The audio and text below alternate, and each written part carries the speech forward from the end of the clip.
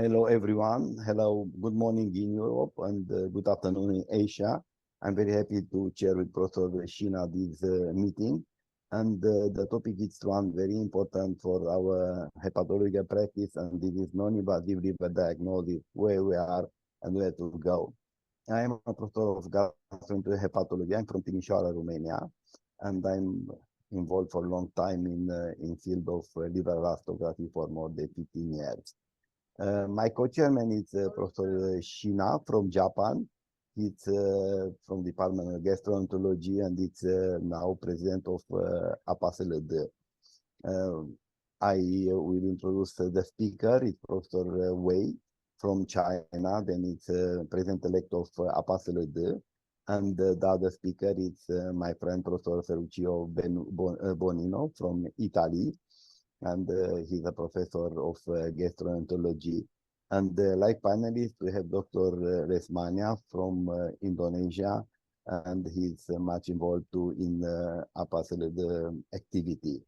Then for today, we have a wonderful agenda, and we start first to speak a little about the development, then where to go in non-invasive assessment of liver diseases. And second, we'll speak about the development of transient elastography, quantification of the steatosis. You know, like hepatologist, in the last 15 years, my life was changed with this non-invasive modality of diagnosis. We started more than 15 years ago to work with liver elastography, and from that moment, the evaluation of our patient is very quick with a point of care evaluation, and liver biopsy in the department decrease a lot. And now quite every patient, like doctor, they know that we have in our hand very good modality of evaluation. It can make the evaluation of a patient in less than 5 minutes without any discomfort, and the patient very simple and very cost efficient. Then in this moment, I like to first speaker, then is Professor Wei from China, and he will speak about progressive transient elastography and inflammation index in the patient with chronic liver disease. Please, Professor Wei. Yes, dear and Chairman, Professor Sporea, and the Chairman, Professor Shiina, and the Professor and the Bonino, and also in the Professor Resmana, and your distinguished and guests and the professors and the audience. Today, my topic is progress of transient elastography and inflammation index for liver disease evaluation. This is Dr. Wei from Beijing Tsinghua Chang'an Hospital, Tsinghua University. I will touch 3 topics. The first one is liver disease, the key global public health issue. That's the disease burden globally. Then let's discuss what's limitations for the diagnosis methods for liver diseases.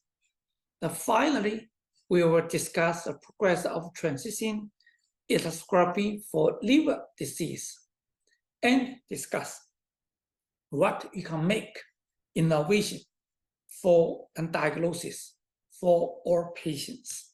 And let's review the disease burden.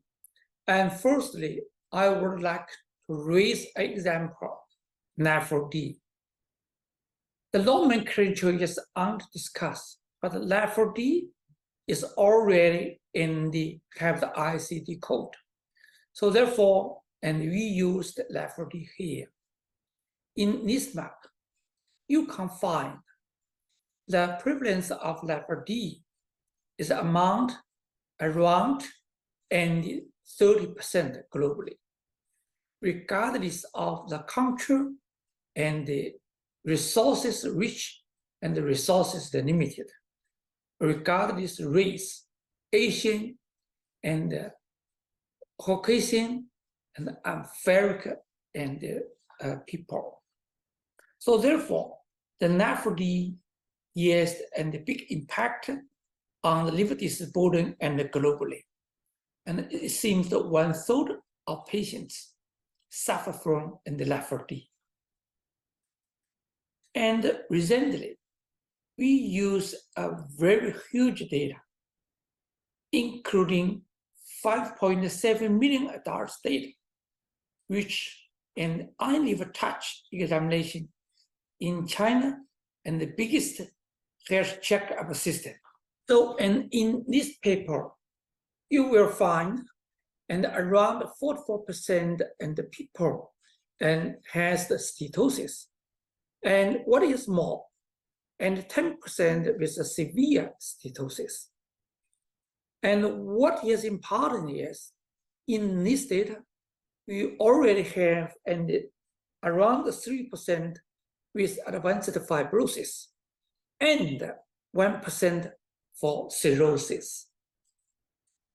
So even and there's so many high instance of the cirrhosis, but the previous data already show us NASH may increase the risk of the liver cirrhosis in the future. And it's about 22 times compared to general population. In these slides, in the right side, you can find the different country and it has the different reports rate of the NAFLD in hepatocellular carcinoma. So we can note in Asia country, such as in India, it's pretty high, up to 38% NAFLD related HCC. So therefore, NASH will develop to cirrhosis, even hepatocellular carcinoma, if we did not give the treatment and the intervention. In addition to NASH or NAFLD, we also have a growing etiologies of the incident liver cancer globally. Here, you can find, in addition to NASH, we also have the alcohol, hepatitis B, hepatitis C, and others, and incident liver cancer from 2010 to 2029. So therefore, we have a few of the etiologies increased the HCC incidence in the future, in which NASH is the fastest growing etiology of incident liver cancer cases globally. What is important and what is not? The liver cancer is the major cause of death in many countries. And in this study, you can find about 46 countries have the liver cancer ranks among top 3 causes of cancer deaths. And meanwhile, and around 1 million people were diagnosed with liver cancer, in which 803,000 people died from the liver cancer. And so we can know the number of people diagnosed with or dying from the liver cancer and globally increased by more than 55% between 2020 and 2040. If current rates do not change, so the efforts to reduce the incidence of the preventable liver cancer should be prioritized to avoid predicted rise in people diagnosed with the liver cancer. And because of those, we know that liver disease burden, including increased NAFLD, NASH, and instance of the related cirrhosis and HCC make liver disease burden and significantly. So what you can do in this area? Let's discuss what you already achieved and what is the limitations of diagnosis methods for liver diseases.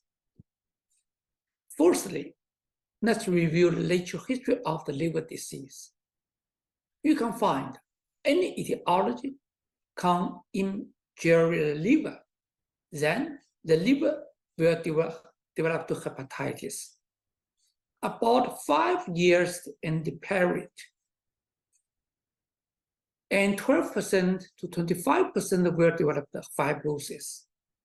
In this stage, if we give the patients and the care and inhibit of the etiology, maybe the fibrosis could be reversible.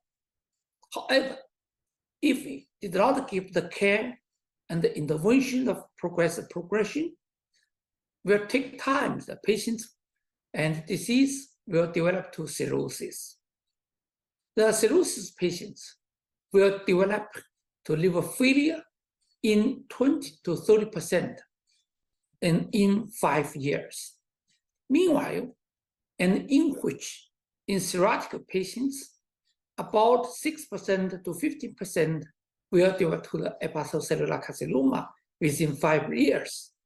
In this stage, it's irreversible. So therefore, it is obviously all the diagnosis and all the intervention for liver diseases are important to reverse the liver disease.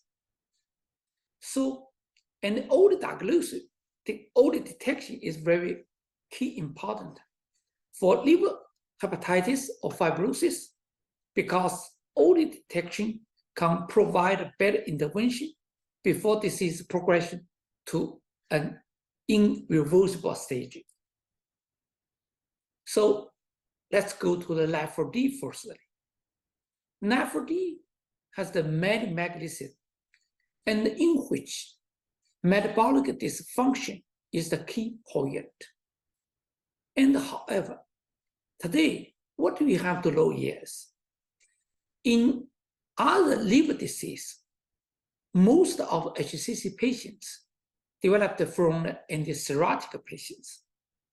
Unfortunately, NAFLD patients and may be developed to hepatocellular carcinoma bypassing the cirrhosis. I mean, NAFLD-related hepatocellular carcinoma is associated with the high proportion of patients without cirrhosis. So the low surveillance in this population than other cirrhotic patients make it in the low screening and the low early detection. Actually, we have few clinical evaluation methods for liver disease. Currently, you only have serological biochemistry tests, including ALT and AST. Both of them may be impacted by other factors such as age and BMI, diet, even the timing of sampling. Also, the sensitivity and the specificity are relatively lower when used to detect the liver injury, mainly due to apoptosis.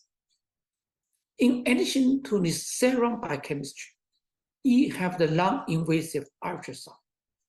Now, however, ultrasound only provides an organizational form, greatly influenced by the experience and subjective judgment.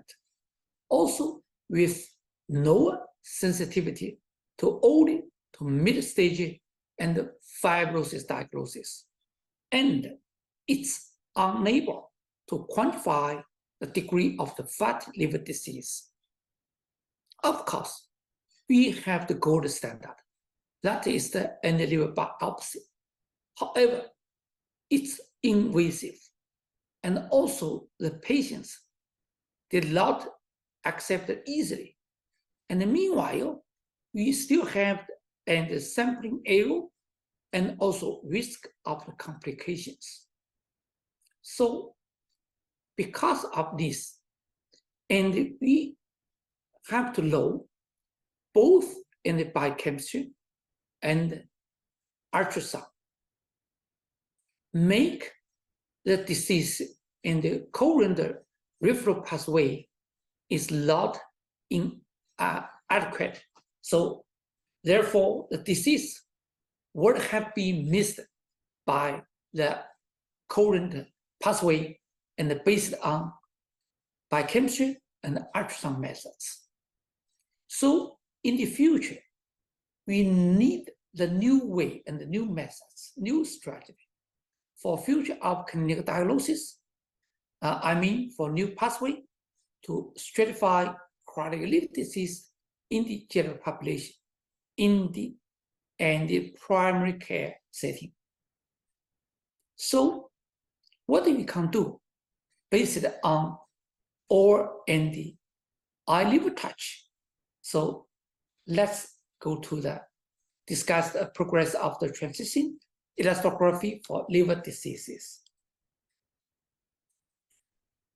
As you know, transitional elastography is non-invasive diagnosis for liver fibrosis and steatosis. Actually, for liver fibrosis, we use liver stiffness measurement, that's so-called RSM. We using the ultrasound to track the shear width and propagation to judge the stiffness of liver that reflect the degree of the liver fibrosis. Regarding steatosis, we use the ultrasound attenuation parameter, UAP, because it can reflect attenuation changes of liver caused by the fat accumulation in liver tissue. Therefore, it reflects the degree of the liver steatosis. And because of those, many guidelines already recommended to use transition elastography to diagnosis. Therefore, the transition elastography has become the preferred non-invasive diagnosis method for liver fibrosis and cirrhosis. Also, regardless of the etiology and the kind of the liver disease, including viral hepatitis, non-alcohol fatty liver disease, autoimmune liver disease, and the primary cholangitis, cirrhosis, and also even the patients with diabetes. Recently, the released Barbados 7 also and recommended transitional elastography is a reliable way for evaluation portal hypertension based on the five steps from 5 kiloparameters to 10, 15, 20, 25. And we can easily stratify the patients, the stadium. And if the patient is less than 10 kiloparameters and the PASPA is low more, we can exclude the compensated advanced chronic liver disease.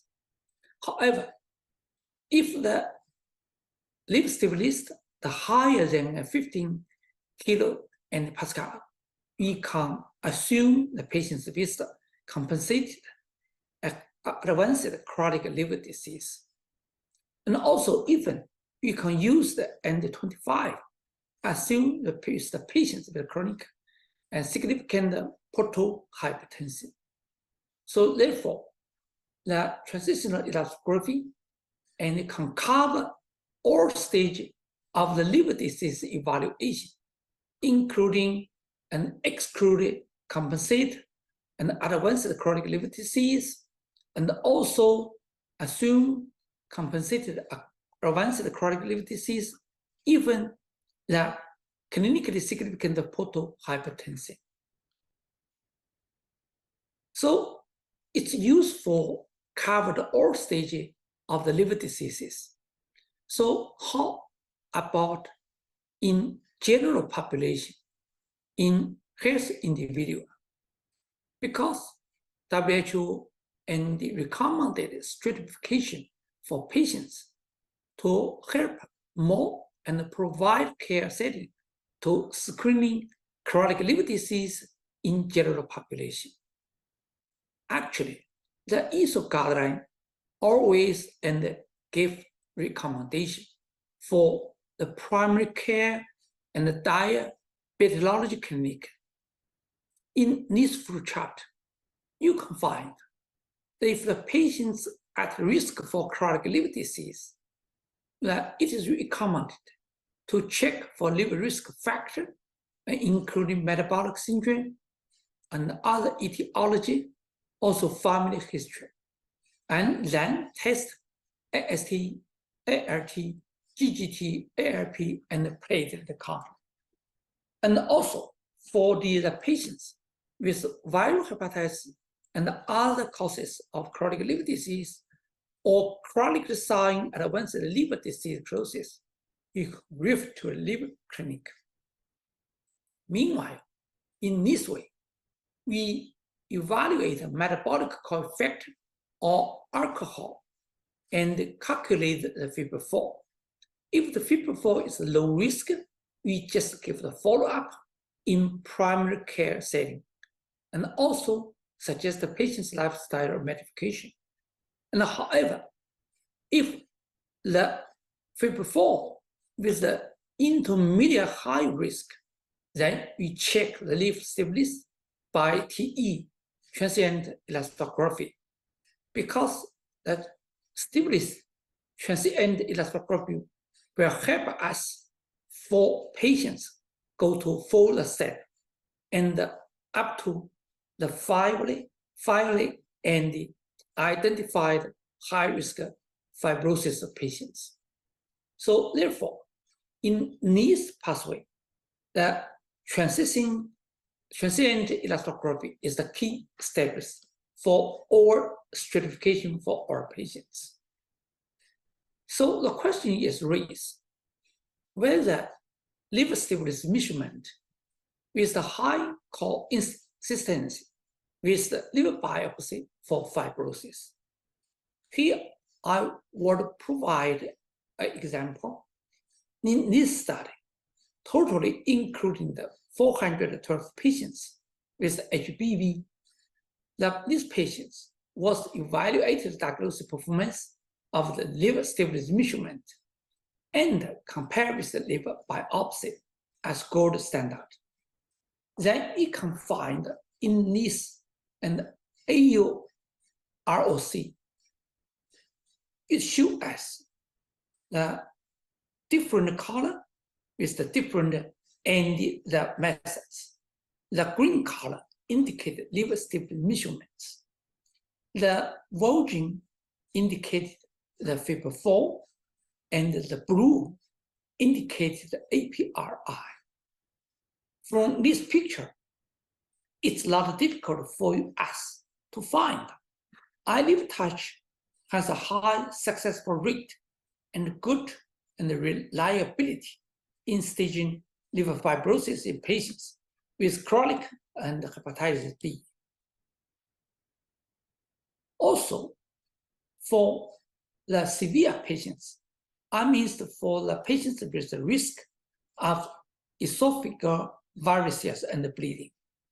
We also have some data for liver stiffness measurement and the liver and the stiffness spleen diameter to platelet score. And in this study, you can find. And regarding the AUROC for predicting and presence and the grading, severity, and the bleeding, the full and die wave is also very sensitive. So usefulness of the liver stiffness measurements in clinical for evaluating varices and esophagus varices bleeding is very useful in different cutoff. Also, and we have some data from our surgeon and colleague. Our surgeon colleague used and missed stimulus and to predict post and the hepatology resection of the liver failure. As you know, some patients with the hepatocellular carcinoma may be developed to post-operation liver failure and after resection. So, however, it will be important to evaluate the liver function and before the operation. In this study, you can find that prediction and sensitivity is achieved 94%, and specificity is also 67%. So therefore, it seems conclude liver stimulus measurements could be helpful for surgeons to make therapeutic decisions in patients with hepatitis B-related hepatocellular carcinoma and resection. And in addition to the stimulus and the steatosis, Chinese colleagues already did exploratory study to develop the inflammatory parameters by using radiofrequency data. According to the measurement results and radiofrequency and data acquired from the iLivAcademy, a totally and 18 ultrasonographic features could be obtained with different timing, gain the compensation, and named as the P1 to P18 based on the intensity, attenuation, and the scattering characteristics of ultrasound signals. Because this method take advantage of the radio frequency data, they are reduced inflammation loss. We get more information. Second one, obtain information on organizational microstructure characteristics. It's difficult to get in ultrasound machine. Third, is to preserve structural differences between the organizations. Actually, it's very difficult and for the previous and the machine. So therefore, based on these parameters, we can obtain the quantitative ultrasound score. And in this data, they used in the patients with the biopsy and also plasma CK18, CK30, and the level test to develop the new score, the quantitative ultrasound score. And actually, the new score, quantitative and ultrasound score, is derived from the radio frequency data and also had a good discriminatory power and the calibration and the capacity for identifying lash. And so therefore, we think it's a useful course and to guide the risk stratification of patients with NAFLD. So today, I will discuss and provide the all planning to request your advice how and what we can do in the next stage. We propose we can have a real-world multi-center cohort validation to support the use of the quantitative ultrasound in the clinical practice. So the planning is here. This is designed for an international multi-center real-world study to evaluate the diagnostic performance for liver Q box parameters for liver inflammation patients with the NAFLD. And this is a multi-center, cross-sectional, prospective, and retrospective study.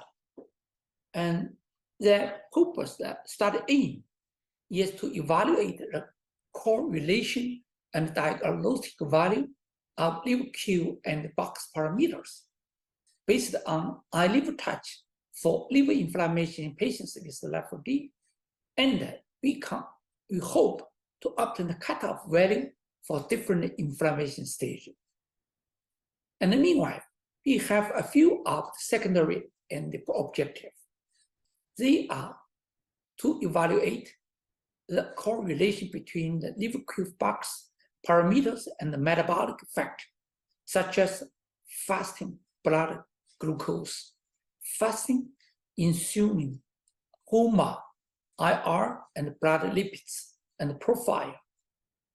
Also, to establish a liver Q box parameter combined with the other indicator diagnostic models to evaluate the diagnostic value of the hepatitis or NAFLD patients. And third, based on the newly established diagnostic model, explore the new model of health management in the process of disease in patients with the LAFD. And for the study, we hope to cover China, Spain, Italy, and Japan. So therefore, including in the Asian also and the Caucasian. In China, we have and the needs and the hospitals, and more will be invited. And also, and we will invite the hospitals from Spain, Italy, and Japan. So we request your advice and also your suggestion. And when we conducted this study, we based on a test report and including liver stiffness measure, and also the steatosis measure, and also liver inflammation and the index. So this non-invasive assessment of the liver fibrosis, steatosis, inflammation in one test, we hope is helpful for our patients. Regarding cross-sectional retrospective study and the prospective study, we have the list and the study flow chart to share with you. And for the retrospective study, the inclusion of patients, and we set up the inclusion criteria, exclusion criteria, and also we get the previous historical data. Meanwhile, we will conduct a prospective study and to know much and for our patients. And finally, we collect the data and did the analysis. And to achieve the goals, the first one, to evaluate the correlation and diagnostic value of liver Q box parameters based on the iLivTouch for liver inflammation in NAFLD patients, and obtain the cutoff value for different inflammation stage. And second, and to obtain the correlation between liver Q box parameters and metabolic factors, including fasting blood and glucose, fasting insulin, HOMA, IR, and blood lipid and profile.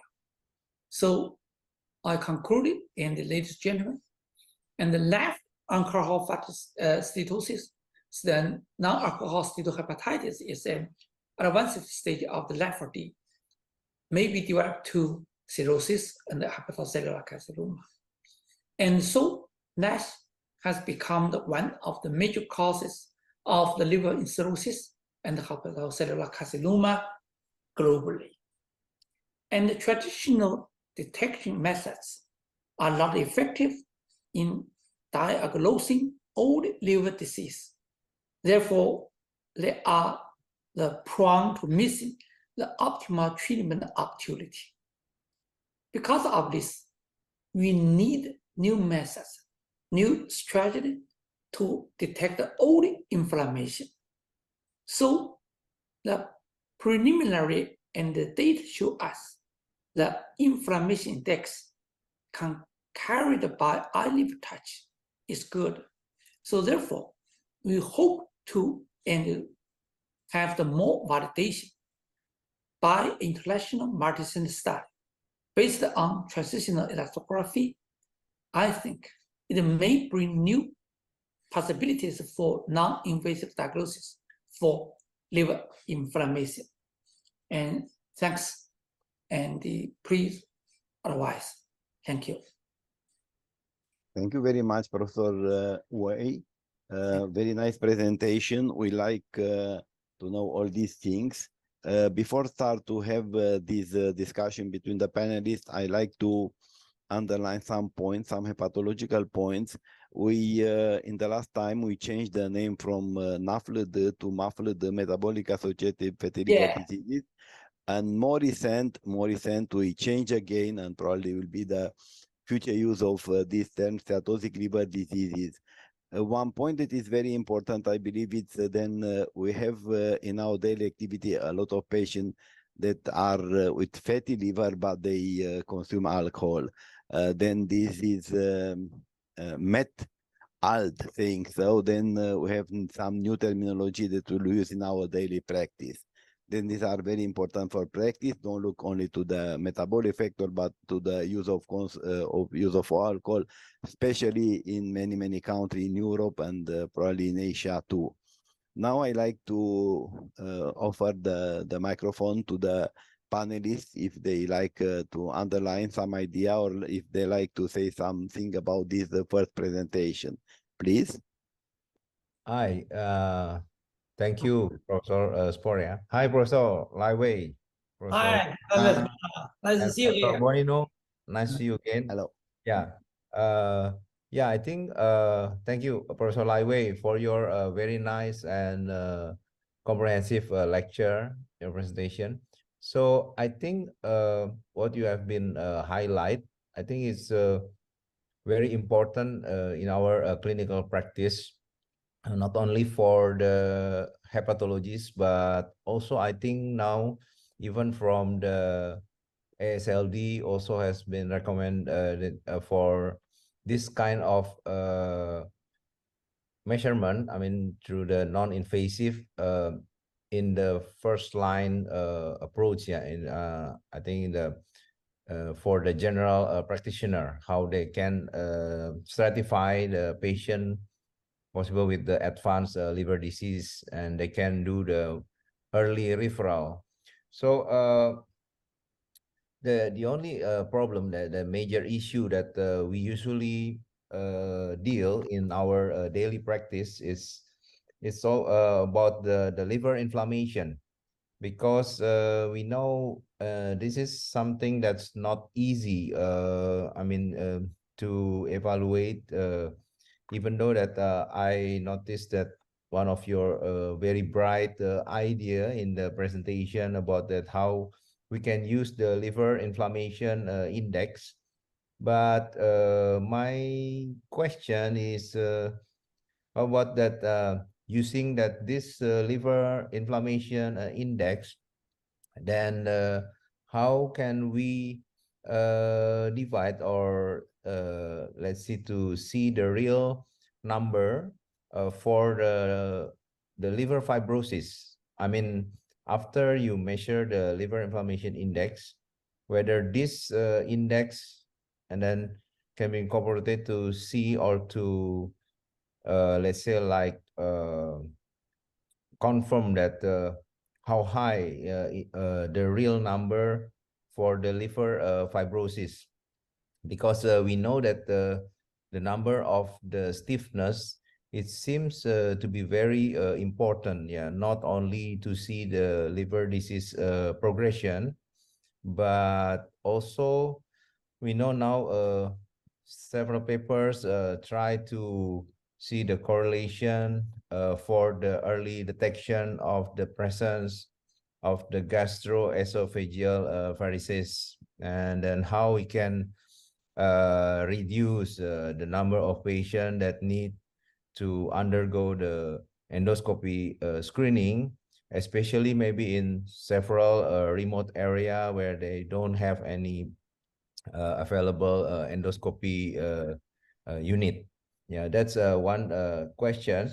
And the other question is about the portal hypertension. Yeah, I mean, I just want to know, regarding your big experience in China, and then about all of this, the study idea about that. We know that nowadays the endoscopy seems, I mean, of course, the standard endoscopy seems not to be the ideal method anymore, because now several studies also have been mentioned about the role of the endoscopic ultrasound, where it can detect more clearly the presence of the deep esophageal varices or deep isolated gastric varices, where in the luminal side sometimes you cannot see very clear.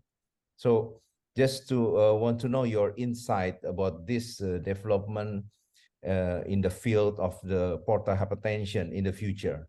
I think those are two my questions. Thank you, Professor Sporea.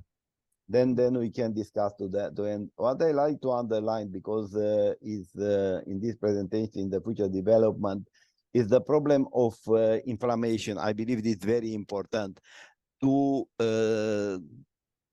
be possible to see the inflammation. And I'm very happy about this parameter that we look now, because, you know, we say then ultrasound can be a multi-parametric method. This can be multi-parametric method of evaluation if we have fibrosis or stiffness with steatosis, but more recent inflammation. Then in this moment, ultrasound become a very important method, being multi-parameter. Ferrucio, don't cover this inflammation, then we can discuss maybe only some more about inflammation, about the future of this development, why we need to have this one. I believe we need, because we try to make differentiation in non-progressive steatosis to the inflammation, then go to the fibrosis. Then this can be a very important point, this inflammation that we can obtain with this method. If you have some comments here, some people that have some experience with inflammation. Okay, Ferrucio, please. But the issue is again the same. Liver stiffness does not measure at all fibrosis alone. In my lecture, I will try to explain that. Inflammation is practically measured by liver stiffness. If you have an acute hepatitis, you don't have fibrosis at all, and you can have 20 kilopascal because of inflammation only. So this is something we have to understand and to educate the people. So inflammation is present in the early NASH at very low level. To wait for 10 kilopascal is totally wrong, because we wait too late. In normal life, using either touch, if you have any, and provided that the measure is correct, of course, provided there are no problem and the machine gives you the reliability of the test, provided that the test is correct, anything higher than 5 kilopascal should make a hint of a possible presence of inflammation. And we need to make early diagnosis. In the lecture, Professor Wei made very well the point that the intervention should become earlier than the time where we have already advanced liver disease. So this is a point. I'm very happy now that we have starting to learn in general what is clear since the beginning to the experts, that measuring stiffness, it's measuring the disease overall of the liver, does not tell you in the single individual which is the condition. Maybe just only for inflammation, maybe just only congestion. If you measure liver stiffness in somebody who has a right heart failure, he can have 20 kilopascal, but he or she does not have cirrhosis. He has congestion of the liver because of heart failure. So this is something clear.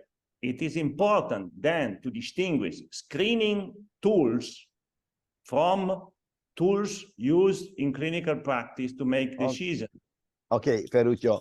Then I believe it's the time to go to your presentation. You will cover all these points and we can discuss to the end. Okay, Ferrucio, please. Your presentation now. Okay, I will share my screen. Mm.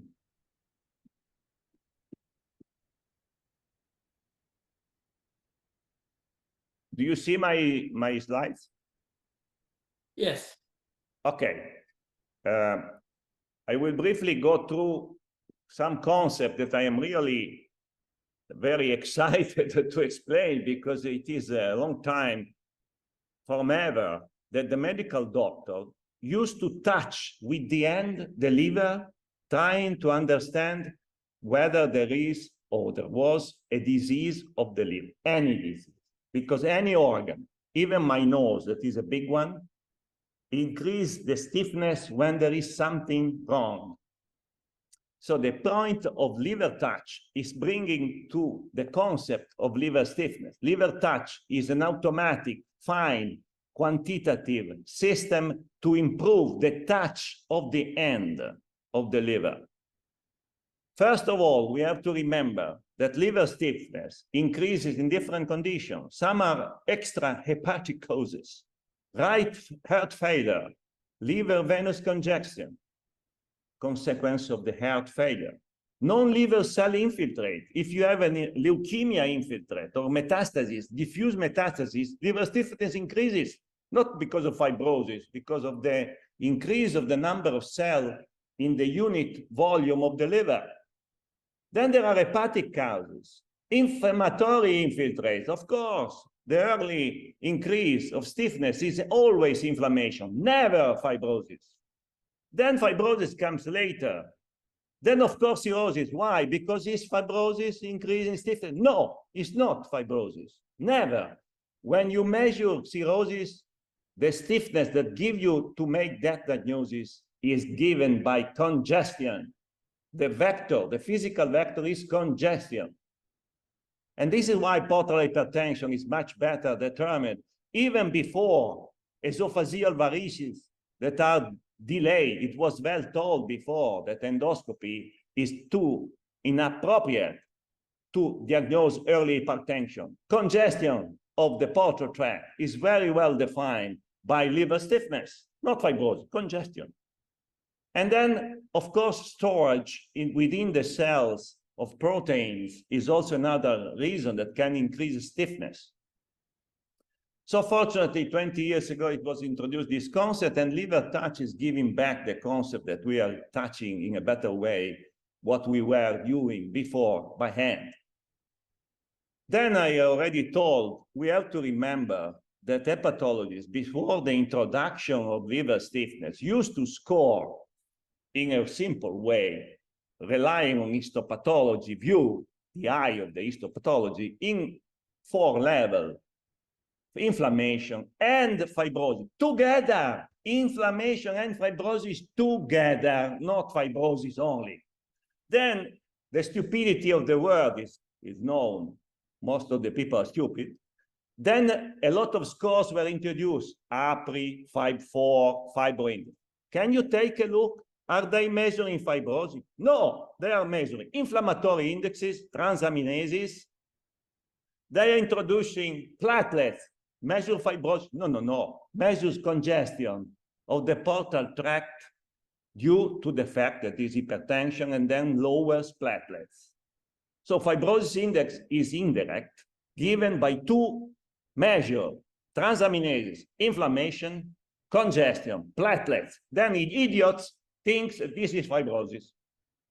So this is my real point. At the university, I will send back somebody coming, giving me these concepts as are usually written in the guidelines. Then, of course, this has been a big mistake to give the name FibroScan to the first machine, because the word are taken as something as a gold standard, then fibrosis, measuring fibrosis only. And this is being given for 20 years, a scientifically nonsense that has made trying to relate a quantitative, precise, automatic measure provided by the liver stiffness machine, comparing that with the step 4-step or grade or indexes provided by the eye of the pathologist.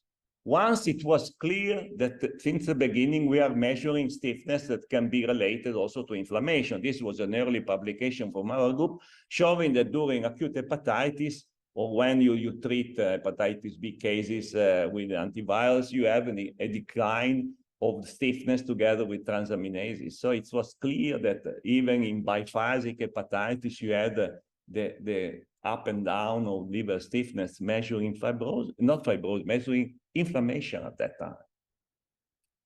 Then it was clear, it was published by the pathologists, that the scoring of inflammation using grading or staging of fibrosis is completely unreliable and bullshit when you try to grade. This is science. And so you can say, if you want to grade by histopathologist's view, you can say yes or no for cirrhosis, but not grade. So 90% of the published papers are bullshit because they are wrong scientifically. Even at the third level of the elementary school, you will not approve such statistics. Instead, we are people that have published this and have driven a long history of nothing. It is clear that if you are biased by this wrong view, that you are measuring only fibrosis, depending on the etiology and the different cases you introduce, there are different levels of transient elastography values that correlate with cirrhosis at histology, of course. So the variability depends on the etiology, of course, that can be different. And this is clear. Why? First of all, we have to remember that cirrhosis is not just a more advanced fibrosis. Cirrhosis is an alteration of the liver anatomy due to the vascular shunting between portal tract and central vein that changes the congestion of the liver acinus. So it's due to congestion. This is why a liver stiffness that is very sensitive to congestion gives a very high value in cirrhosis very early, even before esophageal varices. Then we have to remember that, of course, inflammation comes first. Then there is the damage of the liver. Then the damage of the liver causes scarring. Then scarring increases. Then you have, if the disease continues, then you have the shunting. And probably we have a non-reversible lesion of the liver. That is the complete destruction of the liver architecture. Of course, there is no fibrosis without inflammation, besides a genetic condition like congenital fibrosis. And usually inflammation comes first, then there is the scaffolding for the construction of the new tissue, and the cells, inflammatory cells help to build the scaffolding. Then the scaffolding helps to reconstruct the liver, to remodel the liver. And then this is clear when we introduce antivirals, very effective, for instance, hepatitis B, chronic hepatitis.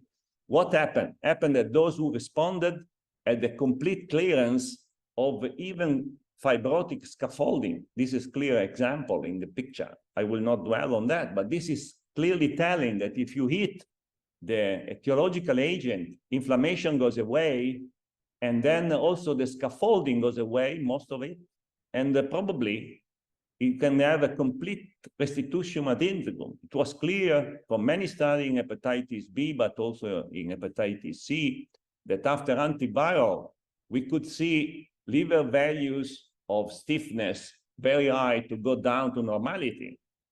And this is published in many, many papers showing how liver stiffness measure was very helpful to monitor the outcome of treatment under antivirals. And here it's very important to remember that since liver stiffness measures at least three major vectors of physical alteration of the liver, congestion, inflammation, and fibrosis, if you have a very effective therapy, you should reach the same normal value of a normal person. If you don't reach that, that's very important because maybe you are left with a vascular alteration of the liver that is cirrhosis, that provides congestion of the acinus.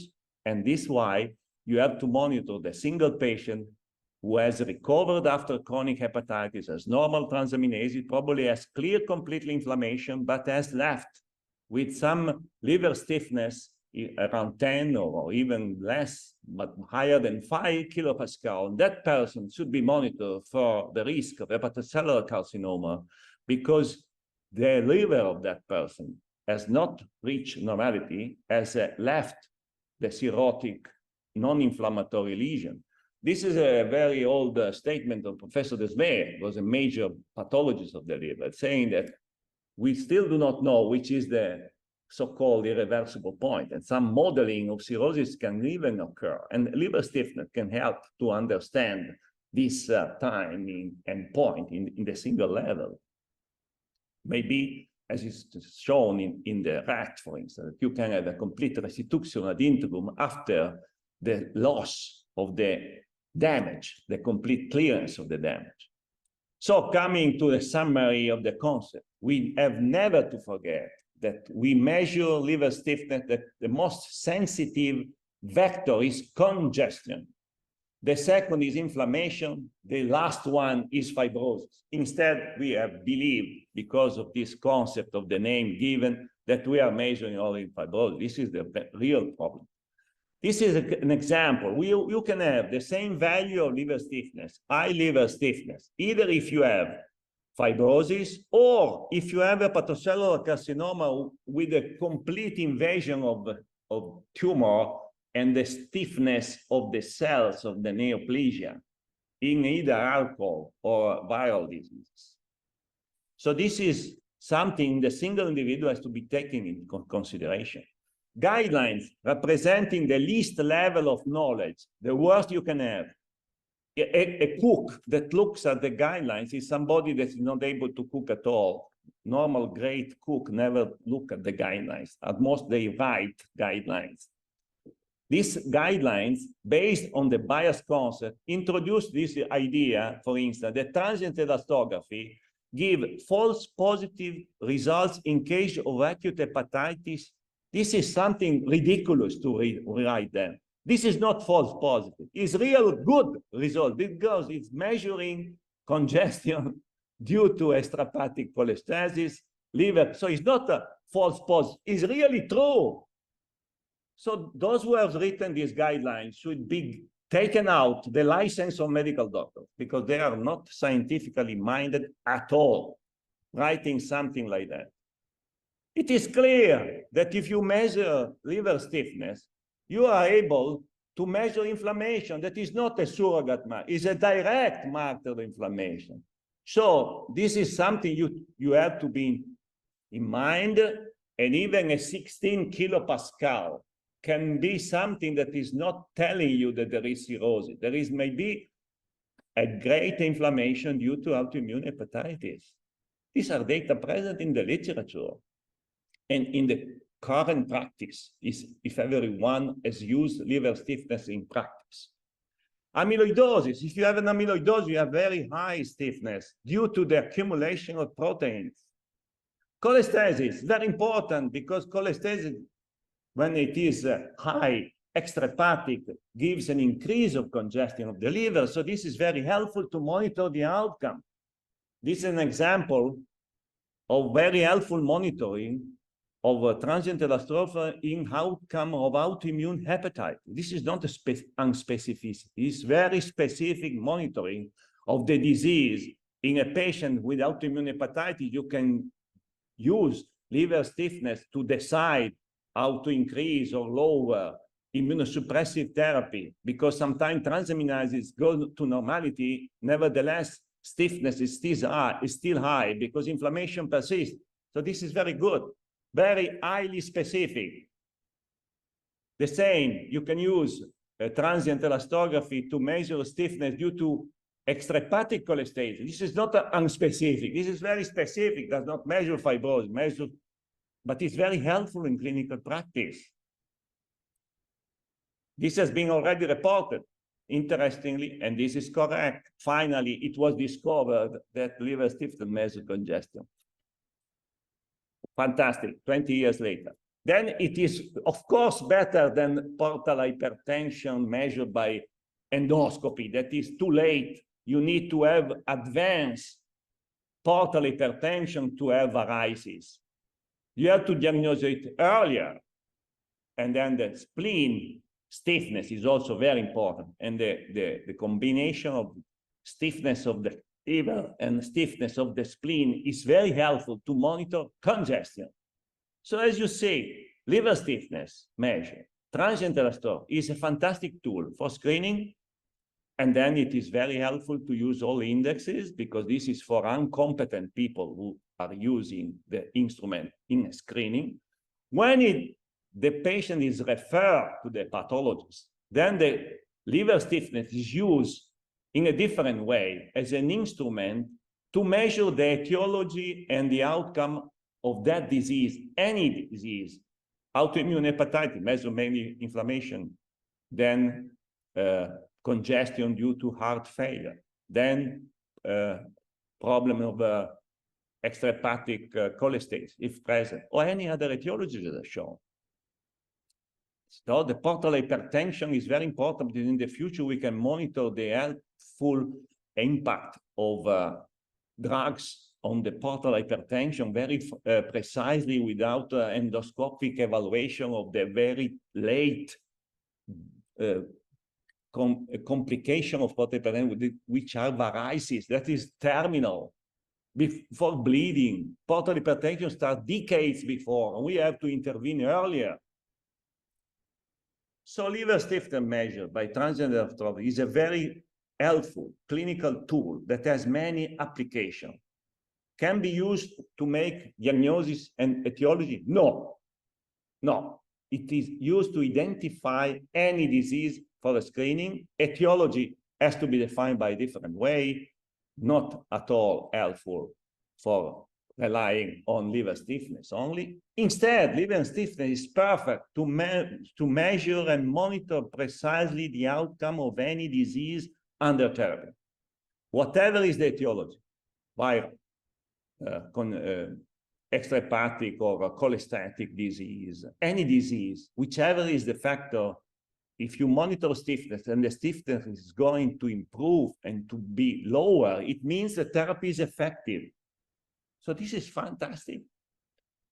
Coming to the issue, very important that we have to distinguish in the garbage can of fatty liver, that is ridiculous. Over the years, they have changed the names, but never changed the concept. So the same garbage can of many thousands of different etiologies, there are fatty liver, but the issue is inflammation. To have a fatty liver is a risk factor, is not a disease. The disease starts when you trigger inflammation. Inflammation is the early trigger, and the early diagnosis is the best. For this reason, we need to understand that liver stiffness measures stiffness and measure inflammation at the beginning. And this machine that are now helping us to understand whether you have steatosis, don't make the mistake to believe that the measure of the attenuation rate index is quantitative. It's not quantitative. No possibility to quantitate very precise. It gives you yes, no, steatosis. Then steatosis is important. It doesn't matter how much steatosis you have. The risk of inflammation is present when you have steatosis. It doesn't matter how much steatosis you have. It matters whether there is inflammation or not. And for this reason, it's very important because inflammation is the trigger. The increased speed towards most of the pathologies associated with fatty liver, mostly not hepatic, cardiovascular, metabolic, and so on. Then the acceleration occurs when you trigger inflammation. For this reason, it's very early inflammation that has to be the target, and the index of the Q box of liver touch is very helpful for the screening of this. Because the cutoff, probably, if you are measuring perfectly, as I said, is 5 kilopascal, not 10. 10 is too late. 10, it means already years of disease. If you want to intervene, if you want to understand the therapy's effect, you have to come earlier, before the beginning of portal hypertension. This is too late even to identify precise drugs which are effective in specific subgroups. We have to stratify, not to consider altogether the garbage can of fatty liver. So this is important to make early diagnosis. And 8 kilopascal is too high. What, in summary, we can say, measuring liver stiffness, we have to understand that we need to distinguish in the single patient which is the major factor of stiffness. Congestion, fibrosis, or inflammation. Usually, when the values are very low, the most important factor is inflammation. And this occurs before 10. Once it is higher, usually there is a component of cirrhosis. When it is very high, the component is congestion. The measure of stiffness is influenced only by congestion. It is the most sensitive vector, physical vectors pick up by stiffness. Then the tantalizing question is, we have different instruments, liver touch, fibroscan. They are not measuring the same thing. They are different algorithm, different way of saying. It's like in the car industry. You cannot say that Ferrari is going like Red Bull. It does not go like Red Bull, unfortunately, in the last years. So any machine can measure different vectors, and it would be interesting to test. My opinion is that fibroscan is strongly measuring congestion, not much inflammation, and liver touch probably measure better inflammation than congestion. In fact, if you compare the values at higher level, there is strong variation between the two indexes of the two machines, because probably the system of one pick up congestion more consistently, because was driven in the idea to measure, wrong idea to measure fibrosis, instead of measuring congestion that is mostly related to fibrosis. So the very good important point of using this index that help to screen, because it's very important to screen early liver, the liver of fatty people who have liver disease risk, because let's say to have a fatty liver is not a disease, it's a risk factor. To have to distinguish between them, those who have an early inflammatory trigger. This is very important. So in conclusion, I would say, finally, we are back to the future. We are using to look at the liver. In the past, in Italy, in the traction, you used to look at the liver of the animal to predict the outcome of the society. Now we can predict and monitor the outcome in the single individual. So this is very helpful. Thank you very much. Thank you very much. Last one. Excuse me. This is the picture I like, saying that we have to move. And the liver touch view has helped to do it finally after 20 years from the very old view Ptolemaic, saying that fibrosis is in the center of the universe, and then all the other satellites of the liver disease are coming around. No, the center is liver stiffness, and then there are different concepts that we have to turn around liver stiffness: inflammation, congestion, cholestasis, steatosis, and indirectly fibrosis. So this is to be kept in mind and use it to understand either screening values and also in clinical practice, the value of the instrument that is very important for everyday practice. Thank you. Thank you very much. Thank you very much, Ferrucio. Now I'd like to give the micro to Professor Shiina to discuss a little about these topics and to conduct our discussion. Please, Professor Shiina. Micro, please, your micro. Open your micro, please. Okay. Thank you very much. I'm Dr. Shuichiro Shiina of Juntendo University, Japan. So I think this is a very important, maybe will be an important meeting in histology, in hepatology, because the downsizing of viral hepatitis, so NASH or fatty liver disease is now a very important field, as well as liver cancer in hepatology. So, but I'd like to, first of all, so we will conduct the international multi-center study, need to discuss about the terminology or something. Should we discuss first for the presentation by Dr.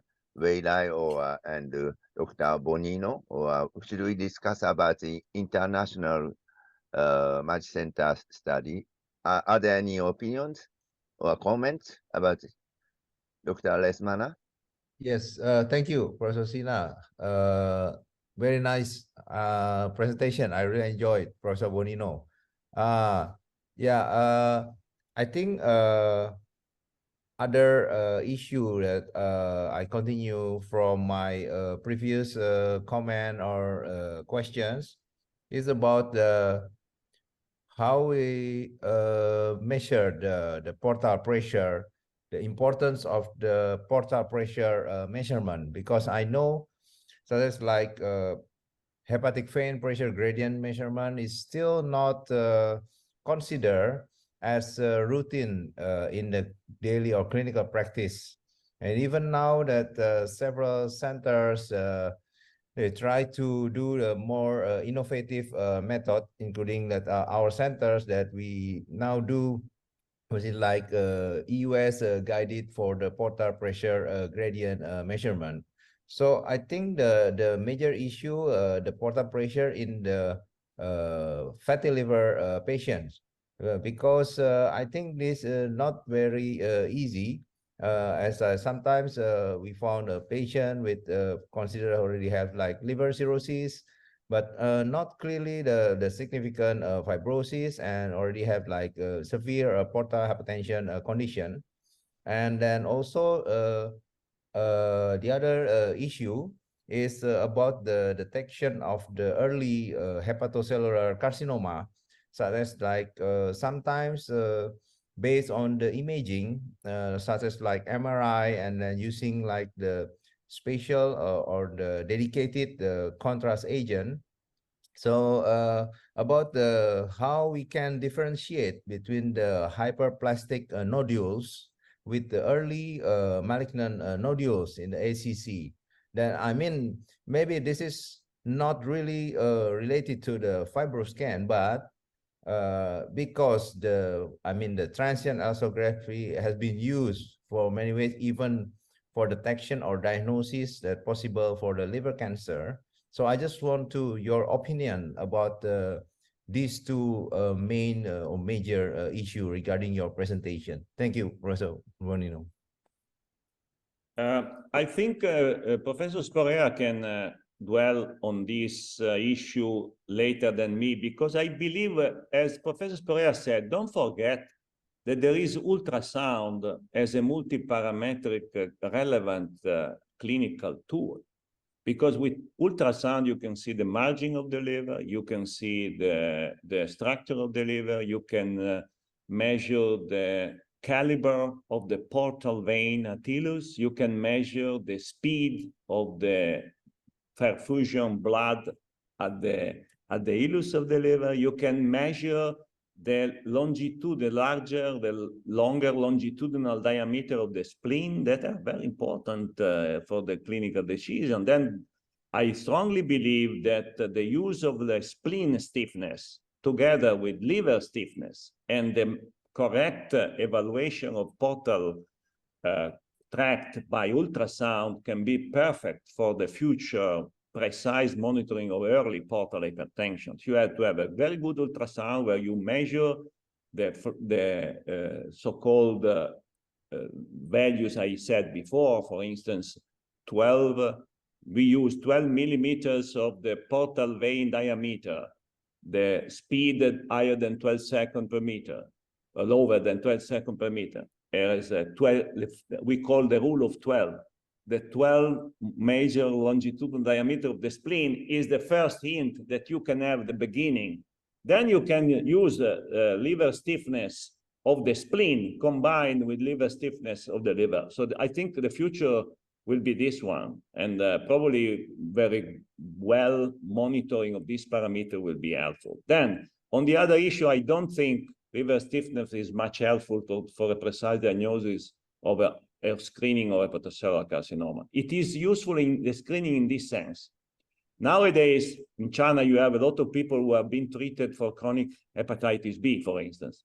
Somebody who has completely clear the presence of the active replication and has a normal transaminases has to be screened by liver stiffness, because if liver stiffness is not normal, it means that that person, so it has to be monitored by ultrasound at least, or sometimes even magnetic resonance, double contrast magnetic resonance, or TC, for hepatocellular carcinoma. So it reduces the cost of monitoring, because most of the people who have recovered with antivirals are normal liver stiffness individuals. This means they have clear even the congestion due to alteration of the liver acids. Instead, if there are people who have normal transaminases, no more viral load, chronic hepatitis B in the history, but they have 10 or 12 liver stiffness with normal transaminase. They have Ferrucio, invariable cirrhosis. please be short because we go out of time. Okay. I think this is finished to me, then I leave you to comment. Okay. Then two idea. I don't believe in liver elastography without imaging. Then ultrasound is mandatory. Then always, I believe we must start by having a good ultrasound evaluation of the liver for nodule. This is very important for some sign, surface of the liver, sign of portal hypertension. Then always to start, not to make a blind evaluation. Then the second step is elastography. Second, how Ferrucio told, I believe in the future of putting together liver and spleen stiffness together in a formula that we developed. Now the Baveno 7 gives this cutoff value for spleen, but probably we make more raffinate modality of maybe in a formula to know better, to have a very good predictive value. Okay, the other point of view, please, if somebody has the other point. Okay, maybe Professor Wei, you like to answer to the first question from Dr. Lesmana? Yeah, and the Professor Lesmala and the ask the right question, and that is if and the liver stiffness and the impact by the and the fibrosis, other and the liver inflammation. And also, and the actually, and the Professor Bonino and already and the present with the good data, and the for the different range and the kilopascal and the with the and the different and diagnosis. And meanwhile, and we also and the then and allowed from and the Professor Bonino's talk and the it's and the liver stiffness and the send a lot of fibrosis sent. So therefore, I think we still have and the room, the space to explore, and we can use that and for inflammation. Of course, in addition to inflammation, fibrosis, and we also come and the explore and the other and the issues, including and cholestasis and others. So anyway, we need the data. So you want to request more advice to improve the protocol and to make the study and better.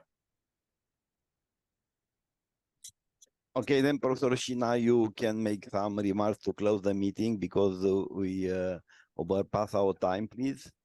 So, isn't this an opportunity to discuss about the international multi-center trial? No, we don't need to discuss about it. Maybe between the center is better to discuss between the center. This because can be a long discussion. Then maybe you can say make some remarks to close this meeting about what the speaker told and your point of view, please. So thank you for Professor Sporea, Professor Lai Wei, and Professor Bonino, and Professor Lesmana, and all other concerned persons for your contribution. This meeting will be a very important meeting because as I said, downsizing of the viral hepatitis and the alcohol and metabolic syndrome are currently very important fields in hepatology. And so we'd like to conduct the international multi-center trial to get some useful findings. So thank you very much.